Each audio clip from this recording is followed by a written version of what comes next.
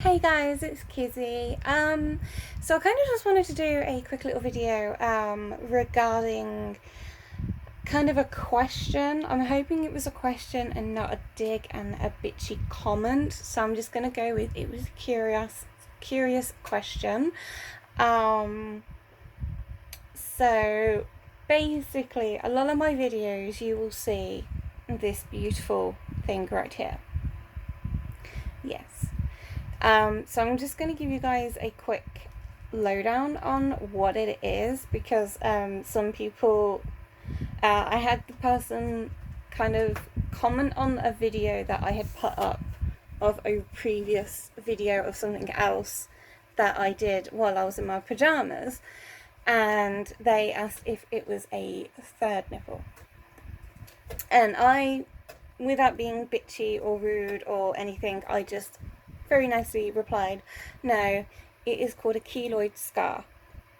So this is what this is what a keloid scar looks like or can look like. This is a really nasty looking one. So I'll give you a little story about it, just so I can clarify and clear up any confusion or anybody wanting to throw out any bitchy comments or be rude, and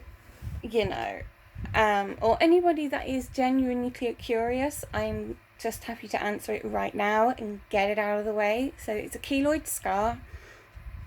I had it, well, I've had this now for maybe going on about 5 or 6 years. So what happened was I had a piercing. I had my cleavage pierced. It looked so fucking dope when I had it done. I was so in love with it. And it was done with a PTEF plastic bar. So it was a flexi bar and it was skin friendly, blah, blah, blah, like they all should be. 2 little balls, and I was being really, really careful with it. I was cleaning it like I should 2-3 times a day. I was making sure nothing tight was covering it. I was always making sure that there was enough natural airflow. I wasn't putting any deodorant or spray over it or anything that could potentially block and cause an infection. But my body has this thing because of my immune system being so low, because of my disability and other health issues. Excuse me, I need a drink.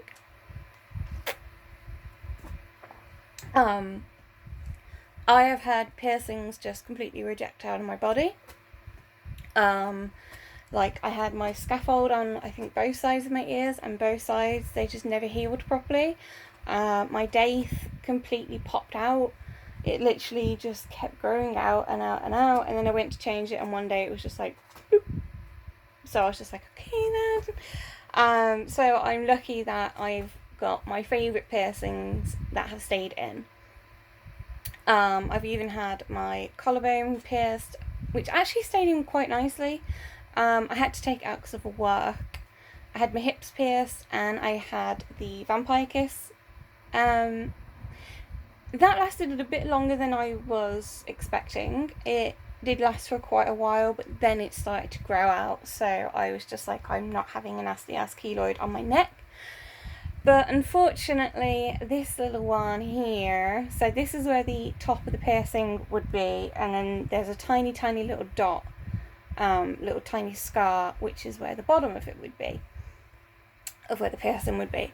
So basically, I don't know how it happened, but something caused it to get an infection. And I was doing my best, I really was. I was cleaning it out, I was, making sure I was keeping it what it needed to get the infection out, salt baths and all that lot, and even went to my piercist, who was like, no, it's fine, just keep doing what you're doing, give it another couple of days, and then if not, come back and we'll take it out.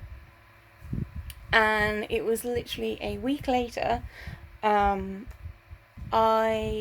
was in, I think, Worcester, and I popped into a piercist over there because I was looking at some jewellery. And she looked at my chest and just went, holy shit. And I was like, oh yeah, it's infected, but you know, I've been doing everything I can. It's meant to be clearing up. She was like, that ain't gonna clear up. You need to get that out now. And I was just like, oh fuck, like thinking, because she was like, that's really bad, like that's a severe infection. And I was like, oh crap. Considering the guy that I went to have it pierced, he was doing apprenticeship, so all of his apprentices were doing free piercings, and I would go along and get a couple of free piercings here and there every couple of weeks. Some of them were great, some of them didn't work. I don't have a single piercing, to be honest, from them still, because either I decided to remove them for no work purposes when I was able to work, or they were starting to grow out, so took them out, oh boy. But yeah, so this was, like she said, it was so bad that I need to take it out and pray that the infection dispels out of my body quickly.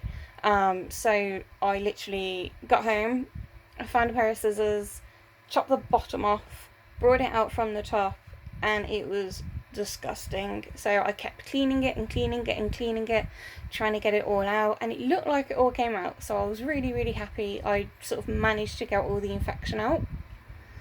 And then it healed over, and it healed over like a tiny little lump, like a little lumpy scar like you get with some piercings.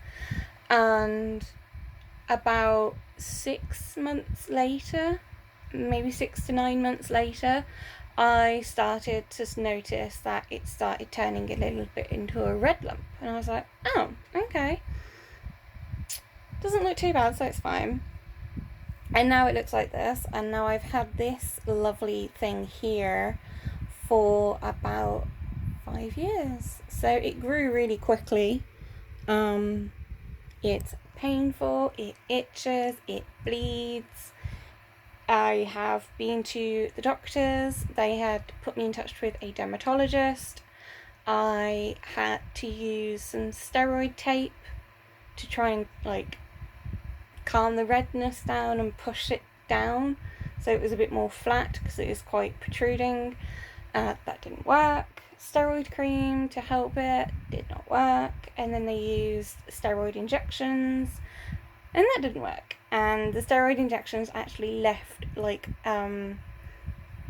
another dip, sort of in the middle. It now dips in, and I don't know if you can see it very well, but here where they injected it left a black mark. Basically, I think this is where there was dried blood, basically went in and just left a little line through it, and it made me so self-conscious. And they was like, okay, we'll try the steroid injections one more time and then go from there. And I was like, okay, so go from there, do you mean can I have surgery? And she's like, is that what you want? I was like, yes, because this was done by an infection. Now I've had surgery plenty of times, and none of my surgeries have ever come out with a nasty ass keloid scar. I was like, I don't care that it's going to be a longer scar, as long as it doesn't look like this. I want it gone. And she was like, well, if that's what you want, then that's what the option will be after we've done a second round of injection. And I was like, okay, fine, do that, let's do that, that's great. But then COVID happened, and then I received a letter a couple of months back saying that they have removed me off the list because I now don't suit their criteria needs. And I'm like, but you guys were more than happy to do this plan of give me the injection, and then if that doesn't work, it won't, cut it off.